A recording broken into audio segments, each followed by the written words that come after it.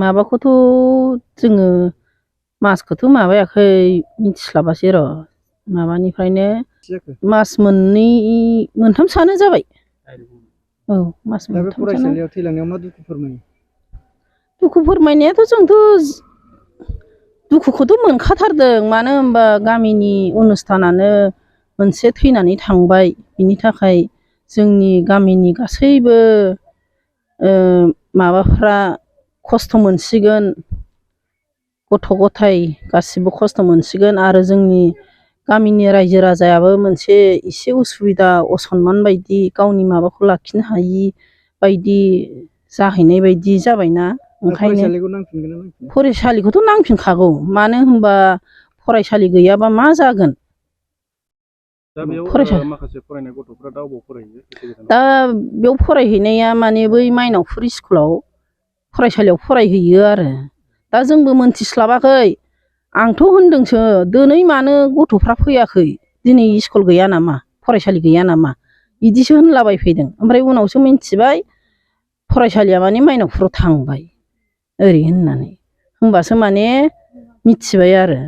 सरकारखौ मा खावलायनो सानगोन दायो फरायसालिखौ नांफिनगौ? सरकाराथ' जोंनो फरायसालिखौ होफिननांगोन फरायसालिखौथ' नांथारगौना फरायसालि नङाबाथ' थांनानै थानो हानाय माबा गैया दानि दिनाव गथ' गथायफ्रा फरायाबा बोरै जाबावनो। गिबि गिबि मिडियानिसिम गाहाम हामलायनायखौ बावहरनाय थाबाय। दा नंगौ बाथ्राया दिनै बर'नि गेजेराव गोबां जौगादों बा गोबां बिदिनो रायजोनि सिमाखौबो बारायदों होननानै बुंबोगासिनो दं। नाथाय बिनि बेलायाव दिनै जोंनि बे गामिया गामिखौ गुदि फरायसालिखौ बोखारनानै गुबुनजों एंगेज खालामना होदों। दा बेवहाय जोंहा गोबां दुखु मोननाय दं। मानोना इयुनाव जोंनि गथ' गथायफोरखौ जों बेफोरबायदि गामिखौ नागारनानै गुबुनाव हरनायाव जोंहा गोबां जेंनाखौ जों नुयो। बेनिखायनो जाहाथे फरायसा आफादानो होन हारिमु आफादानो होन बा जोंनि बर'निनो प्रमद बर' सारानो होन बिटिआरनि चिफ बिथांमोना जाहाथे बे हारिनि जौगानायखौ नायनानै जाहाथे बे फरायसालिखौ फिन गायसननानै होफिनो बिनि थाखाय गामिनि जानानै खावलायनाय थाबाय। माबे मायथाइयाव गायसननायमोन बे फरायसालिया? बेखौथ' आंहा गोसोआव गैया बबे समाव गायसनदोंमोन बेखौ फरायसालि आफादनि बिबानगिरि बिथांमोननि सायावसो थागोन। गायसननाय समखौ आंनियाव गोसोआव गैजोबा आरो।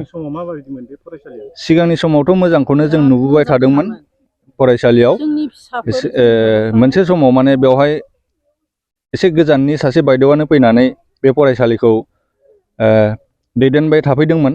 नाथाय माखासे बोसोरनि उनाव माने बे बायद'आ बेनिफ्राय ट्रेन्सफार लानानै गुबुनाव थांदों। लासै लासैनो बिनि उननिफ्रायनो मा जालांदों जों बिनि सायाव जेबो मोनथिस्लाब मोनाखै। बेनि उनाव गोदान फोरोंगिरियाथ' गामिनिनो सासे दंखायो बेनो फोरोंगासिनो दंखायोमोन। अब्लाबो बेनि गेजेरावनो बोरै सरकारा मा खारननि थाखाय बेफोरबायदि खालामना लांदों बेनि सायाव जों जेबो मिन्थिनो मोननाय जायाखै आरो। दा जियानो हक फरायसालिखौ फसंनानै होफिनो। मानोना मोनसे गामिया थानांगौब्ला सोलोंथाइनि बे फरायसालियाबो थानो गोनां जायो। सोलोंथाइ गैयाबाथ' मानसिनि थांनानै थानायनि राहायानो गैया जायो। बेनिखायनो फरायसालिखौ गायसननानै होफिनो बेखौनो बे मेडियानि गेजेरजों बुंथिहरनाय थाबाय। दानि खुंथाय गोहोआव थानाय लकेल एमएलए बिथांखौ मा खावलायहरनो सानदों? दानि खुंथाय गोहोआव थानाय जिथु जोंनिनो एमएलए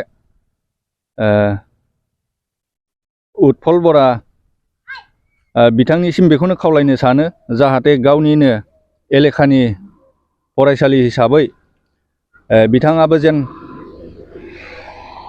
बे फरायसालिखौ गायसनफिननायाव मदद होयो। बेनि थाखाय बिथांनिसिमबो गुरै खावलायनाय थाबाय। बे फरायसालिया सरकारि जाबायमोन नामा? सरकारियाथ' जोंनि मोनथिनायाव फरायसालिया दिनैसिम जेबो सरकारि जायाखै। नाथाय बेबादिनो जासिगोन होननानै माखासे सिगां बोसोराव खोनादोंमोन। नाथाय उनावहाय हरखाब बेफोरबायदि जानानै थांखो जों बेखौ दा जेबो मोनथिनो मोननाय जायाखै आरो। बेफोरबायदि बर' फरायसालिया माखासे बर' फरायसालिफ्रा थैलांनो हमगासिनो दं बेनि सायाव दा मा बुंगोन मानि आंखालाव थैलांनो हमदों दानि बर' फरायसालिफ्रा बेथ' गोबां दुखुनांथावनि बाथ्रा मानोना